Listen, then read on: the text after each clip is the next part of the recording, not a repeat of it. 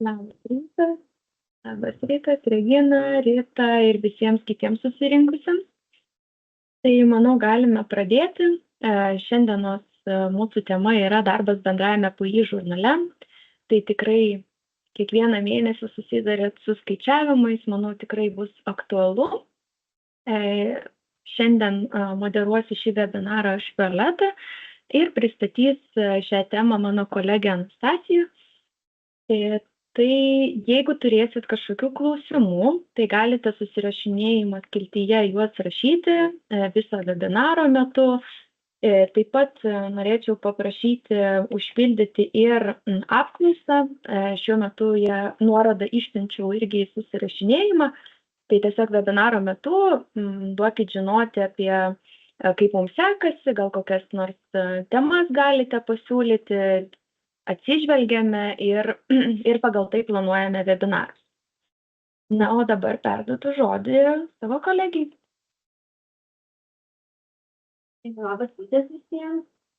Tai matysite temas, kurias planuoju jums šiandieną pristatyti. Tai pakalbėsiu apie skaičiavimo tipus ir jų panaudojimą, datų filtro nustatymą, pabandysime paskaičiuoti kartotinį darbo užmokesčio skaičiavimą. Pabandysime pakoreguoti mūsų rankiniu būdu ir patikrinsime jau užregistruotus įrašus. Aš tada pasidalinu savo ekranu, nieko nelaukiant. Tai kas yra bendrasis PI žurnalas ir kaip jį pasiekti? Tai galima pasiekti paspaudus ant darbalaukio mygtuką, skaičiuoti darbo užmokestį. Arba galime veiksmų juostoje pasirinkti skaičiavimai, žurnalai ir bendrasis PI žurnalas. Tai bendrasis PI žurnalas taip ir vadinamas atsiskaitymų išskaitymų žurnalu ir jis skirtas atlikti atlyginimų ir su juos susijusių išmokų skaičiavimą.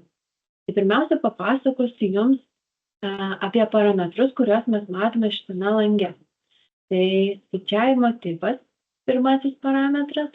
Jų turime net 3.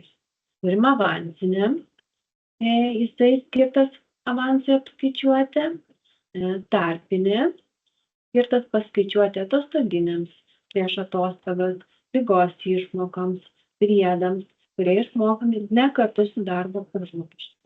Ir pagrindinė, skirta pagrindiniam darbo užmokesčio skaičiavimui.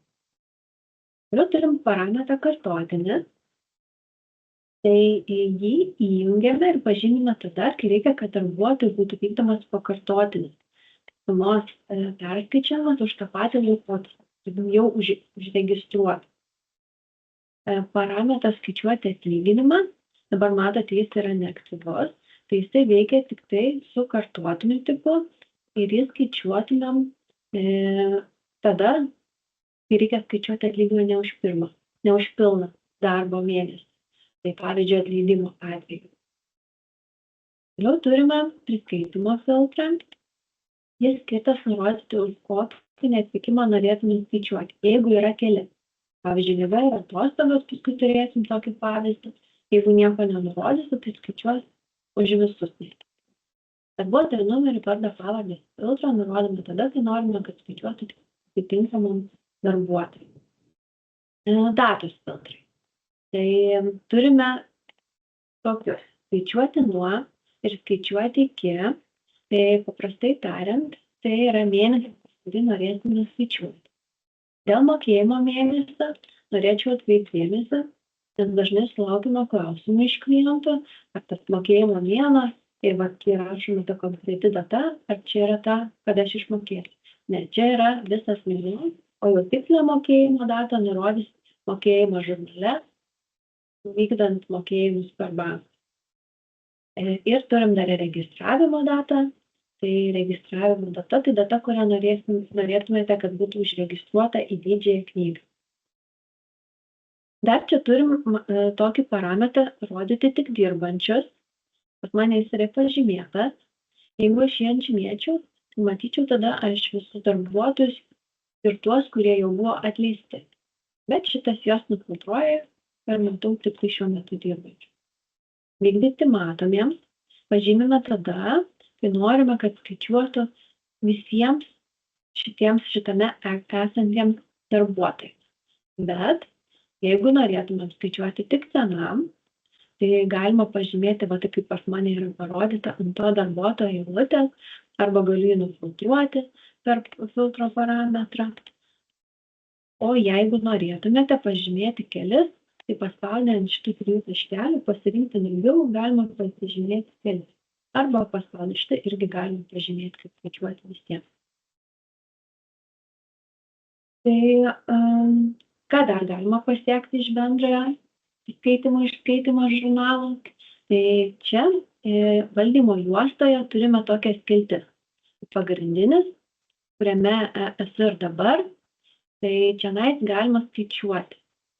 Skaičiuoti užmokesčius arba įvairius paskaičiavimus, juos registruoti, juos išmokėti, galima ir išvalyti, bet valymo mygtukas veikia tik tai skaičiavimo metu, jau užregistravus dingsta suma.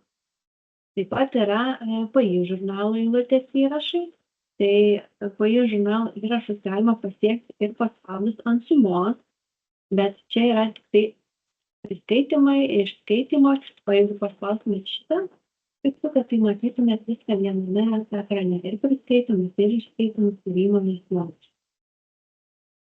Ką dar galima pasiekti, tai galima į darbuotojų PAI žurnalą, kadangi aš stoviu ant darbuotojų 6, į darbuotojų PAI žurnalą gali patekti arba paspaudus ant stabelinio numerio, arba iš šito mygtuko darbuotojų PAI žurnalą.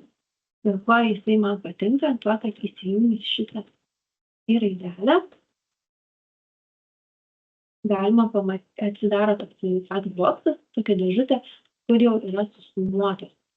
Tiesiog išskaitimo, kiek yra mokama, kiek įmonės mokesčių, visa darbo vietos kaina, NPD. Tai grįžtant į kitą skiltį, ataskaitą, tai tarkim kažką paskaičiavus galima iš karto susiformuoti darbo užmokesčio žiniaraštį arba atsiskaitimo lapelį. Iš skilties darbuotojas galima patogiai papulti iš karto į darbuotojo kortelę, jo sutartis, paskyrimo korteles. Galima patikrinti visus individualius dydžius, patikrinti dalyvumą, pasitikrinti giminaičius, tikrinimą. Tai čia yra kalba apie, tarkim, jeigu kažkas tikrinant medicininės pažymas, tokia kitokia papildoma informacija apie darbuotoją ir darbuotojo banko sąskaitą. Dar dažnai labai naudojam ir darbo laiką, kai reikia patikrinti, tabelį, tai iš darbo laiko galima nueiti ir į grafikus, ir neatvykimo įrašus. O iš skaičiavimo skilties galima papulti į ilgalaikius skaitymus pasitikrinti. Čia dar yra vienintelė vieta, kur galima suskirstyti darbuotojo darbo užmokestį pagal dimensijas procentaliai.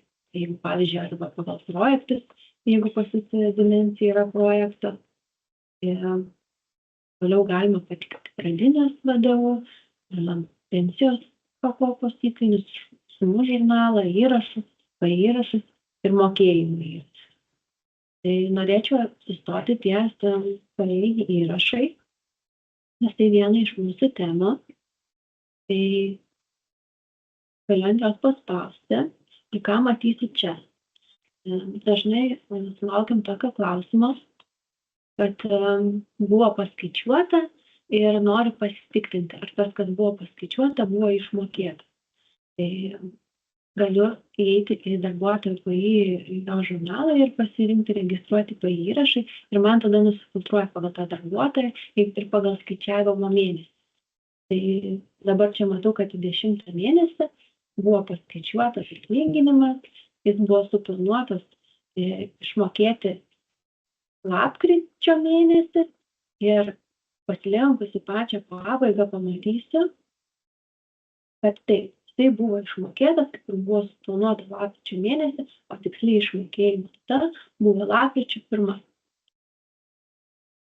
Dar galėčiau pasižiūrėti, jeigu yra įdomu, išsivalius darbuotojų filtrą, bet palikus skaičiavimo mėnesio filtrą, kas buvo skaičiuota visiems darbuotojams. Tai tada čia atsiranda ne tik tai mano tas pirmasis darbuotojas, bet ir visi darbuotojai. Tada visiems matau, kad skaičiuota 10, planuota išmokėti 11 ir visiems buvo išmokėta lapkričio 1 dieną.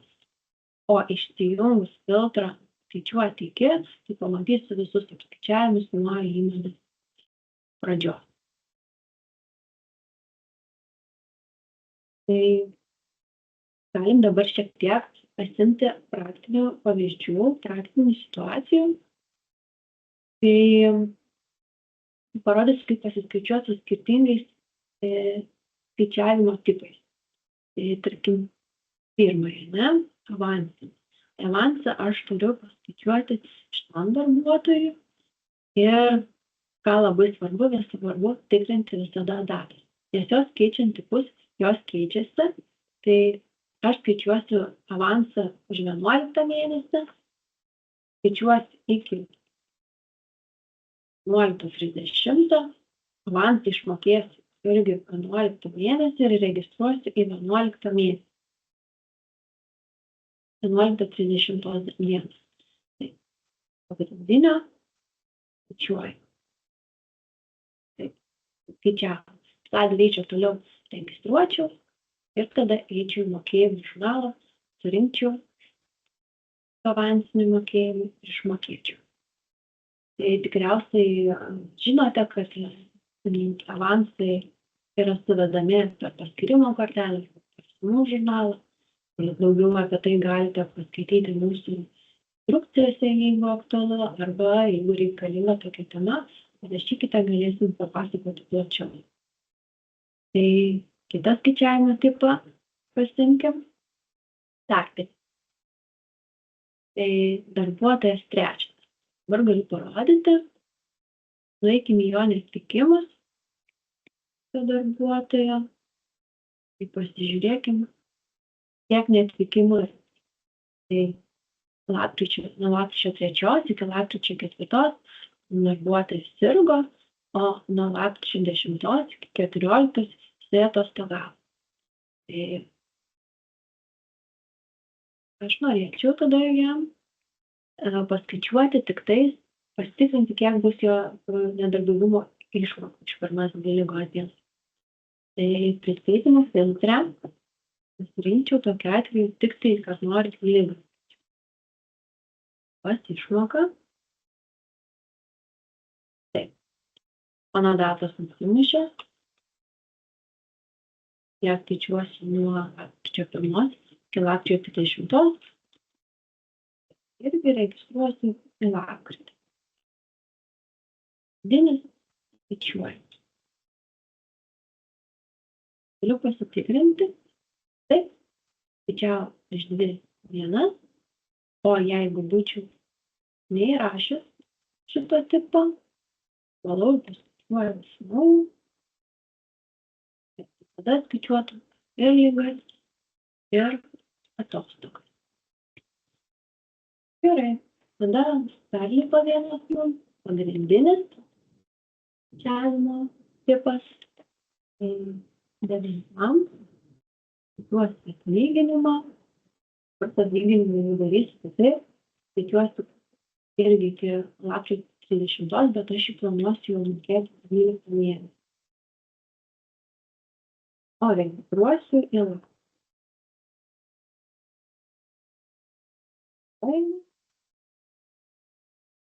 Čia galiu nueiti ir išduoti darbo užmokesčio sudariusi savo darbuotoją. Žiūrėk, kadangi dar mūsų yra neregistruotas, tai pažymė, kad neregistruotas, nes nori tik pasitikti.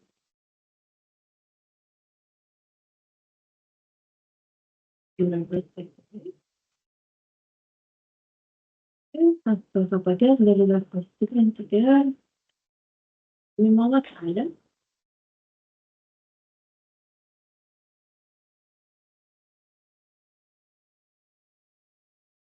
kad pavyko išmokėti.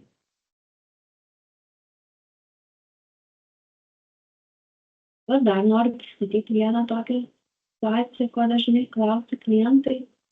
Tai šitam darbuotojui ketvirtam galim pasižiūrėti per netvarkymų įrašus arba galiu parodyti ir gal per tabelį, jeigu būtų aktualu.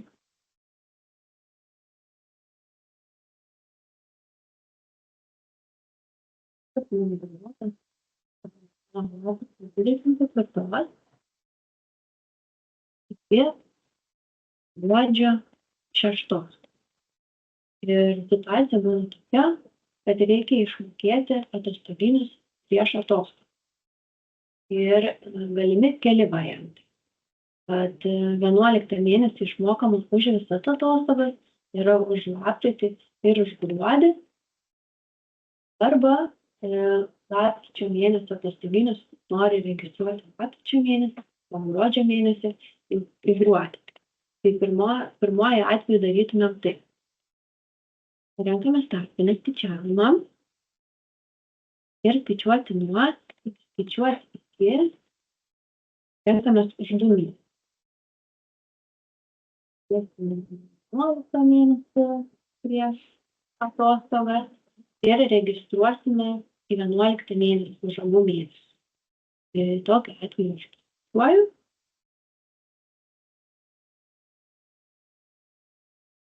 Kad už lapkritį ir už gruodį.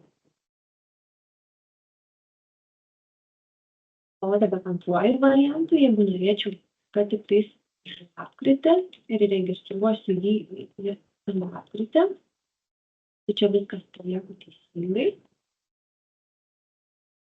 Taip, o paskui čia tik tais už lapkritį. Tai tokiu atveju darysiu taip, užregistruosiu, išmokėsiu ir tada grįšiu čia ir tada jau skaičiuosiu nuo gruodžio 1, gruodžio 31. Mokėsim lapkričio mėnesį prieš atostogas, registravimo data, kadangi buvo poreikis, tada registruosiu į 12 mėnesį. Taip. Dabar dar viena tema mūsų buvo, tai kartotinis skaičiavimas. Tai kartotinę irgi pasirašiau situaciją. Dar šiek tiek noriu pristatyti, kodėl gali būti skaičiuojamas kartotinis. Tai kaip ir minėjau prieš tai vykdomas pakartotinis sumos perskaičiavimas jau užregistruotai situacijai, užregistruotam mokėjimui. Tarkim, jeigu jūs žinote, kad buvo neišmokėtas priedas, ar keitėsi, ar sužinojote, kad papildomai reikėjo, dirbo viršvalandžius, bet nebuvo priskaityti. Na, situacijų daugiau būna, bet įstatymų pasirinkau tokią, kad 10 darbuotojui turėjo būti išmokėtas priedas. Aš jau paspaudžiu, nueinu į skaičiavimai. Sumų žurnalas ir aš jau esu pasiruošęs, radusi, 20 darbuotojui turiu pridėti priedą bendrą. Čia labai svarbu nurodyti tai mėnesis, tai 20, tai skaitom aš sumų. Ta priedą užregistruoju.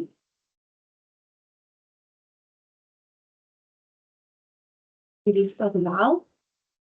Dabar čia pasirenku viską taip, kaip buvau skaičiavus prieš tai, kad tai buvo pagrindinis, skaičiavau už mėnesį atlyginimą.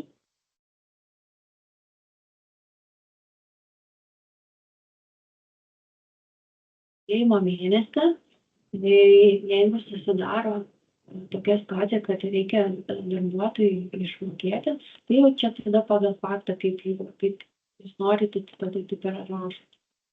Aš jau mokėsiu. Nors gal dar spėčiau ir šiandien. Jeigu mano neuždarytas periodas, tai galiu rašyti per šį mėnesį. O registravimo data, kaip jau minėjau, jeigu periodas yra uždarytas, tai čia nieko nepadarysim, turėsit registruoti kitą mėnesį, kadangi pasaulytas. Ir yra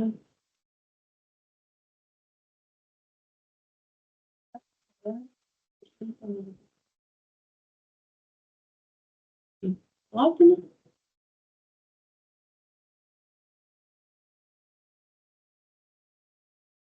Tai va, man reikėjo papildomai tiek aš turėčiau dar išmokėti, galiu viską pasitikrinti, iki pradžio ir visas ataskaitas.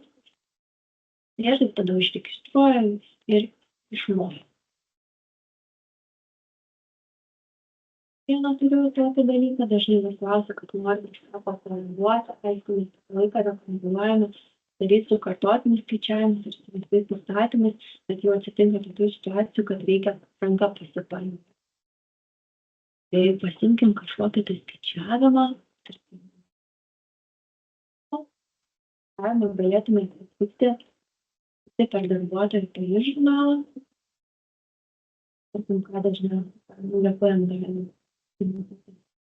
Spaudžiam nulepuojas nuo ir prirašom kaip sumą, darome, tada klausom, ar pasikeitė visą sumą, bet perskaičiuoti žemas esančias eilutes. Taip mes perskaičiuojame ir viskas pasikeitė.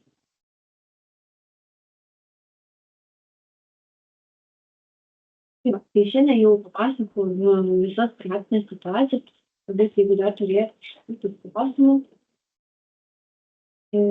galėtumėm pasižiūrėti ir juos atsakyti. Taip, tai ačiū Anastasijai už pristatymą.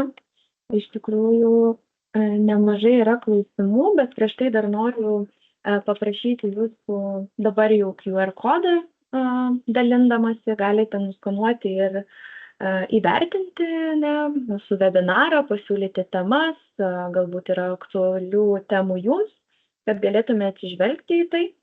Tai galite rasti nuorodą ir susirašinėjimo lange ir galite nuskanuoti irgi QR kodą. Iš principo dar norėčiau priminti ir pasiūlyti, kad galite užsiregistruoti ir į sekantį mūsų webinarą. Jisai bus apie darbo grafikų formulės, nustatymus, SDLA nustatymus, tai tikrai aktuali tema. Nuorodą taip pat išsiunčiu į susirašinėjimo skiltį. Tai tikrai stebėkit, registruokitės, manau, sužinosit daugiau, kaip pasiekti greičiau tam tikras lenteles, funkcijas, nes pastebim, kad būna galima žymiai greičiau dirbti, negu kad pasiekėt iš kitų vietų. Tai va, tai tikrai paskanuokit, parašykite savo pastebėjimus ir mes atsižvelgsime į juos. Ir taip pat prieš tai buvusių webinarų įrašus galite rasti ir mūsų Softera Payroll YouTube platformoje, galite peržiūrėti, prisiminti. Na, o jeigu, pavyzdžiui, nežinote kažkokio atsakymo į klausimą, tai be abejo galite rasti atsakymus ir mūsų instrukcijų puslapyje. Ten irgi dalinamės dažniausiai užduodamais klausimais ir atsakymais. Taip pat aprašome naujų funkcijų instrukcijas, jau esamų, kaip atlikti vienokius ar kitokius veiksmus. Tai jeigu kyla klausimas, pirmas dalykas siūlome atsidaryti instrukcijų puslapį ir paieškoti atsakymą. Taip pat skelbiame naujienas, Tips and Tricks video LinkedIn profilyje. Tai kviečiame pasekti.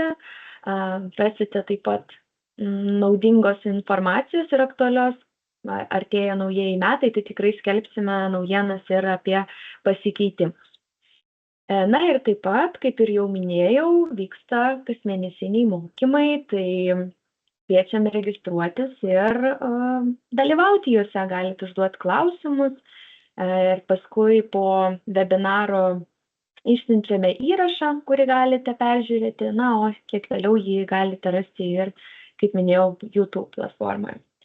Tai tikiuosi, kad jau atsakėt, nes prieš tai buvusiuose webinaruose mačiau, kad buvo ir pasiūlymų, ir parašot ir pastabas, tai tikrai smagu, atsižvelgiam, užsirašom, tai dabar irgi matau, kad atsakinėjot, labai smagu ir galime prieiti prie klausimų jūsų.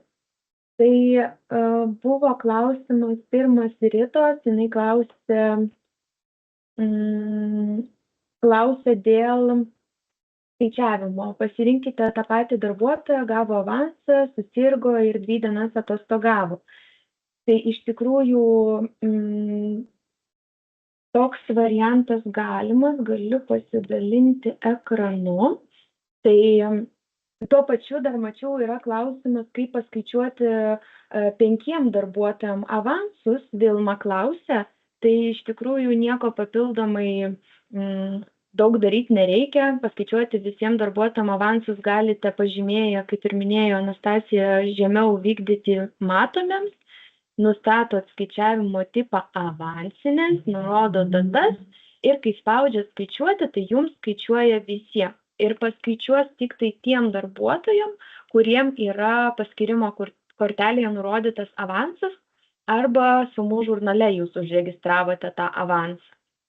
Tai jums užtenka paspausti vieną mygtuką arba jeigu norite, tai galite be abejo ir pažymėti, kuriems darbuotojams jūs norite skaičiuoti tą avansą ir pažymėję varneles irgi galite spausti skaičiuoti. Tai čia Vilmos klausimo atsakymas, o dabar dėl situacijos, kai turi tą patį mėnesį avansą, ligą ir 2 dienas atostogų, tai iš tikrųjų, kiek galiu dabar parodysiu, čia yra paskaičiuoti avansai, tai tie avansai užregistruojami. Tuomet, kaip ir užregistruoju tada visiems, kam paskaičiuoti yra avansai. Tuomet, jeigu norite paskaičiuoti ligą, kad pateikti NPSD, tai kaip prieš tai irgi Anastasija rodė, tai jinai rodė tą tarpinį skaičiavimą lygai tam, kad jums galima būtų suformuoti NPSD, turi būti paskaičiuotos ligos sumos. Tai dėl to tą tarpinį galima naudoti priskaitimų filtrą, kaip ir rodė prieš tai. Ir tuomet paspaudus skaičiuoti, paskaičiuos tik tai už ligos 2 dienas. Tai kadangi čia šitoj aplinkoj esu neparuošus iki galo, tai man dabar paskaičiavo visiems, kadangi esu uždėjus vykdyti matomiems, ne? Ir jeigu aš atidarau, tai matau, kad man paskaičiuota konkrečiai tą ligą. Ir jos jums registruoti nereikia, kadangi jūs jos kaip ir nemokat atskirai, ne? Ir jūs skaičiuosit kartu su darbo užmokesčiu. Tai užtenka paskaičiuoti, suformuoti NPSD ir tada galite tą žurnalą išvalyti. Kai jūs norite skaičiuoti atostogas, atostoginius prieš atostogas išmokėti, tai jau tada priskaitimų filtrą pasirenkate atostogų PI kodą ir skaičiuojate lygiai taip pat su tarpiniu skaičiavimu tas atostogas. Paskaičiavus atostogas, jau tuomet jas registruojate ir mokate su tarpiniu skaičiavimu ir tarpiniu mokėjimu. Ir tuomet, kai jūs skaičiuosite pagrindinį skaičiavimą, jums tuomet jau tos atostogos nepasiskaičiuoja, kadangi jūs jau jas užregistravot ir išmokėjote, ne? O renkant pagrindinį mokėjimą, jums tas avansinis, kuris buvo išmokėtas jau tas priskaitimas, jisai bus sudengiamas kartu su pagrindiniu mokėjimu. Tai jeigu reikės detalesnio aprašymo, tai be abejo tikrai galime atsiųsti, galite parašyti Rita, mes atsiųsim tada tokią kaip instrukciją, žingsnis po žingsnio, kaip tada padaryti. Taip, toliau Aistė klausia, sveiki, kai paskaičiuojame darbo užmokestį ir norime išsitraukti darbo užmokesčio žiniaraštį, į jį sukrenta visi darbuotojai, net ir tie, kurie jau seniai buvo atleisti.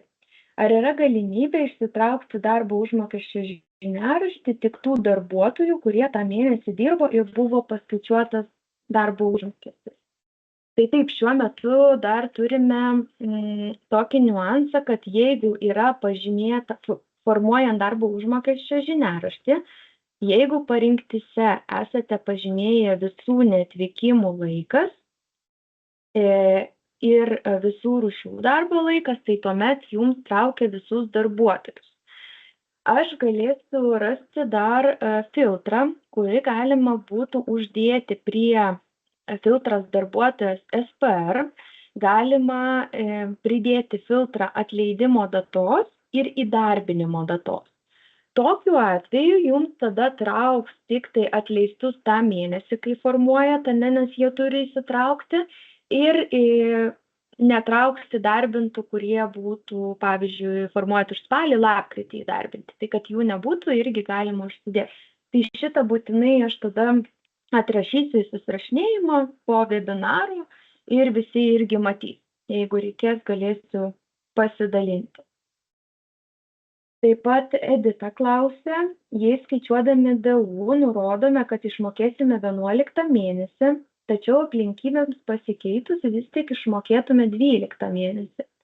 Ar prieš tai nurodyta neteisinga data turės GPM deklaracijai įtakos, ar ją ima iš fakto, kada buvo išmokėta? Tai taip, GPM deklaracijai turės įtakos mokėjimo data.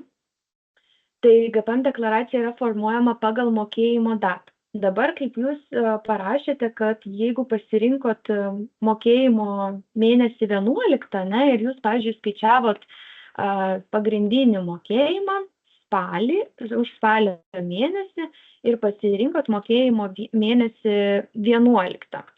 Tai tokiu atveju jūs skaičiuojat, užregistravot ir tada čia yra du atvejai, kada jūs jau mokėjimų žurnale surinkot 11 mėnesį, tarkim 11.10, paspaudėt rasti mokėjimus ir jums jie buvo surinkti, ne?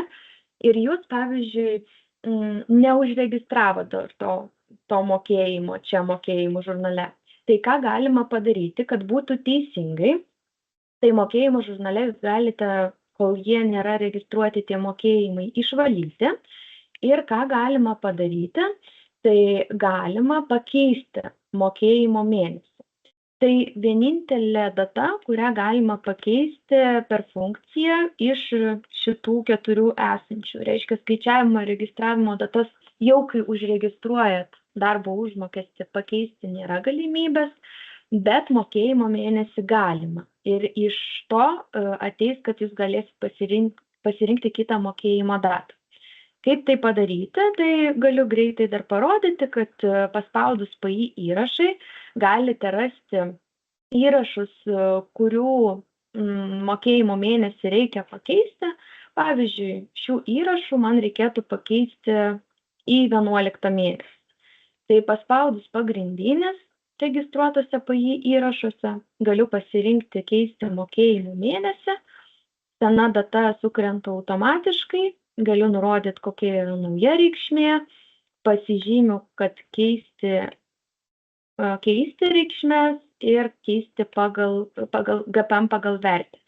Ir čia dar, jeigu reikia tik, pavyzdžiui, vieno darbuotojo pakeisti, galiu nurodyti filtrą. Jeigu viso dokumento, tai tada darbuotojo numerio nereikia nurodyti. Pavyzdžiui, aš šiuo atveju tai norėčiau pakeisti tik tai šitam 6 darbuotojui.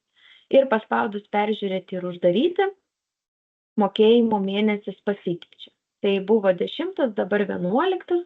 Ir kas tada? Aš tada mokėjimo žurnale galiu surinkti jau, pavyzdžiui, 11.10 dienai ir užregistruoti. Kadangi čia jau jūs nurodot faktinę datą mokėjimo. Jeigu ten skaičiuojant nurodom mokėjimo mėnesį, tai čia nurodom jau, kada faktiškai išmokėta ir būtent pagal šią datą renkama yra GPM deklaracija, pagal faktinį išmokėjimą. Taip pat šitą mokėjimo mėnesio pakeitimą galite rasti ir instrukcijų puslapį, turim aprašę. Taip, toliau Jūratės klausimas. Sveiki, vadai pateikė komentarą, kad jei atostogos persikelia per 2 mėnesius, vidurkis negali būti skaičiuojamas vienodas visoms atostogų dienoms. Nes pavyzdžiui, 10 mėnesio dalis, skaičiuojant ima 7-9 mėnesio algas, o 11 mėnesio atostogų dalies vidurkis skaičiuojamas imant 8-10 mėnesio algas. Tai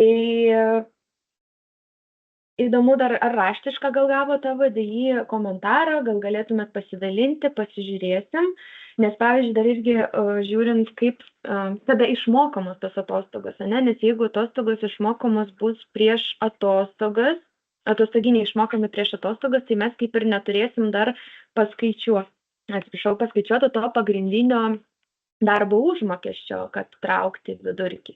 Tai gal galėtumėt, Jūratė, irgi pasidalinti tą informaciją, parašyti arba džyrą sukurti, irgi, kad mes galėtume apžvelgti. Gal kažką galima būtų peržiūrėti vidurkio skaičiavimą.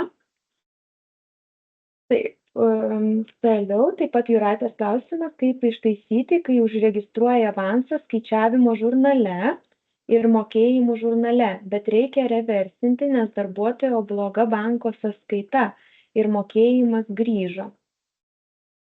Tai dabar čia gal reikėtų patikslinimo, ar tą avansą iš viso reikėtų anuliuoti, kad jo nebūtų, nes jeigu taip, tai tada priklauso dar, kur tas avansas buvo užregistruotas.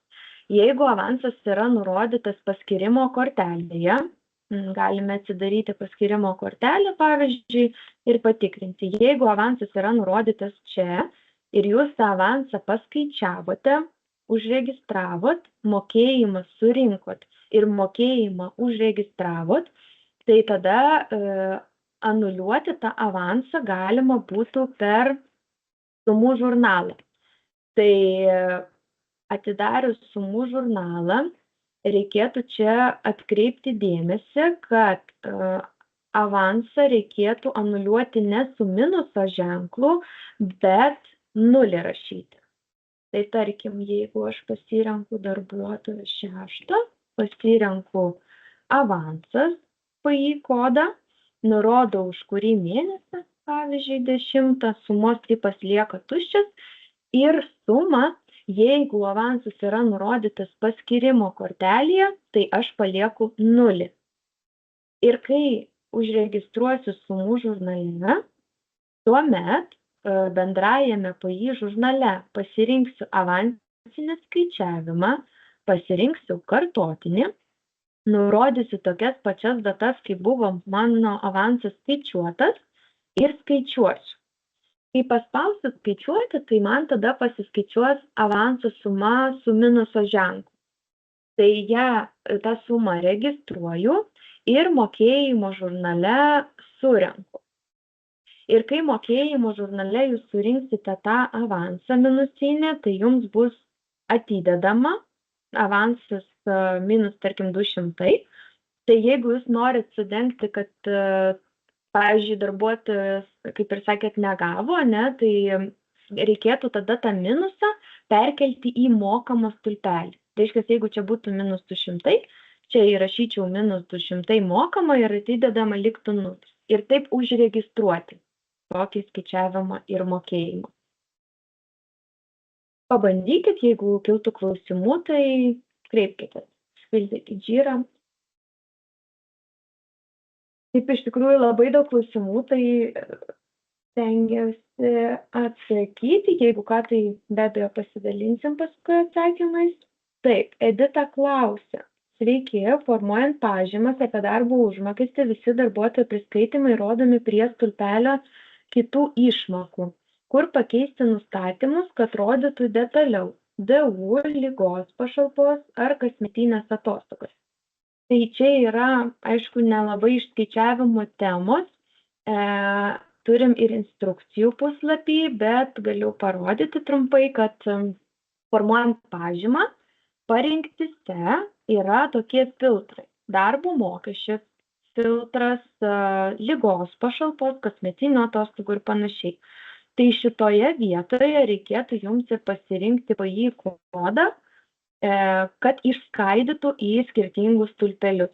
Tai reiškia, kad ligos pašalpos pasirenku PI kodą ligos išmoką ir tuomet man į tą stulpelį būtent surūšiuos. Tada darbo mokesčio, tai čia gali būti daug PI kodų, tai juos visus per statų brūkšnį reikėtų surašyti ir vieną galit pasirinkti, kitus surašyti.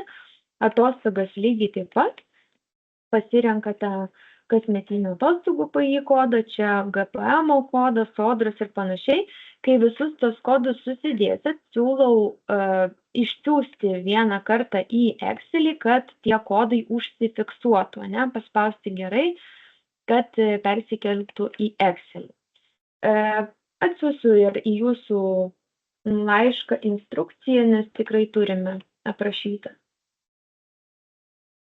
Taip pat Evelina klausė, Navikienė seminare minėjo, kad nebeliko jau to VDI skaičiavimo, kai pereina atostogos į kitą mėnesį ir reikalingi skirtingi vidurkiai. Tai yra jau skaičiuojamas tas pats vidurkis abiems mėnesiams.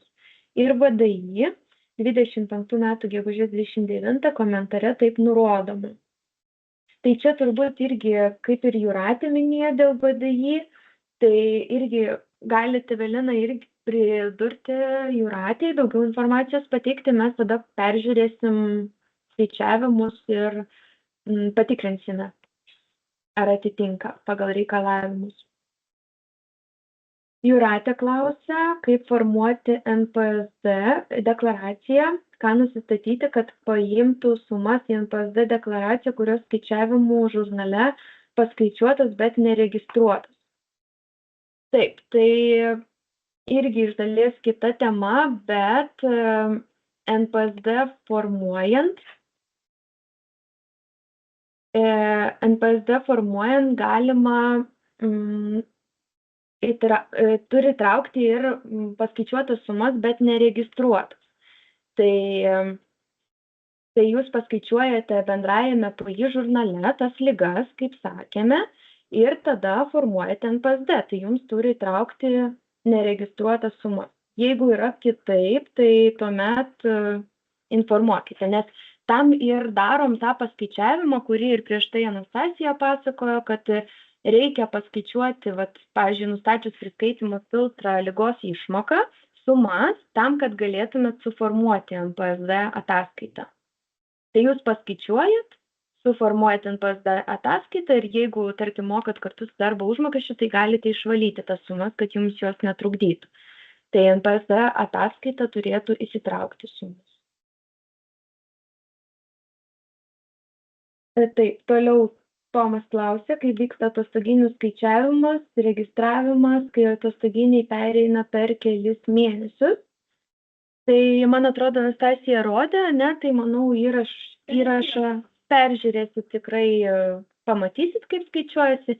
Jeigu dar bus kažkokių neaiškumų, tai be abejo užpildykit žyrą, parašykit, pasižiūrėsit. Regina klausia, kaip neatvykimuose užsiduoti sumas už periodą, pavyzdžiui, 9.25 iki 10.20, nes dabar galima tik už einamąjį mėnesį. Sunkiai suprantu klausimą, kaip neatvykimuose užduoti už periodą, gal galite patikslinti, ar čia norite išsifiltruoti, ar norite suvesti neatvykimą, išsifiltruoti norite.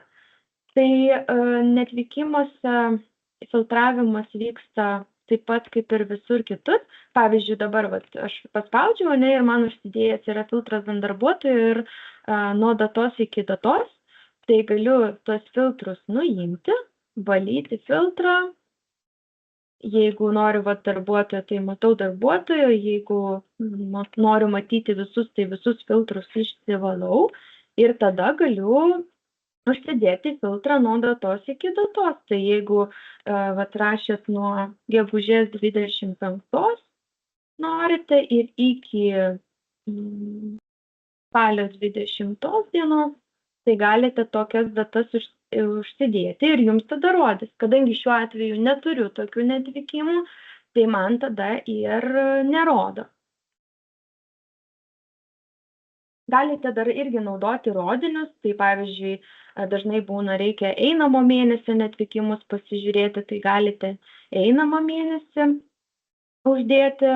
Taip pat gal dar prieš tai jūs minėjot, gal čia turėtų omeny ne pačio neatvykimo laikotarpio, bet nuo tame laikotarpyje kokie neatvykimai buvo. Tai dabar irgi pagalvojau, kad galite tada vat, su 2 taškeliais rašyti, ne? Kad iki 2 taškai iki 10.20 ir nuo datos tada 9.25 ir 2 taškai. Tada jums rodys, kokie neatvykimai buvo tame laikotarpyje.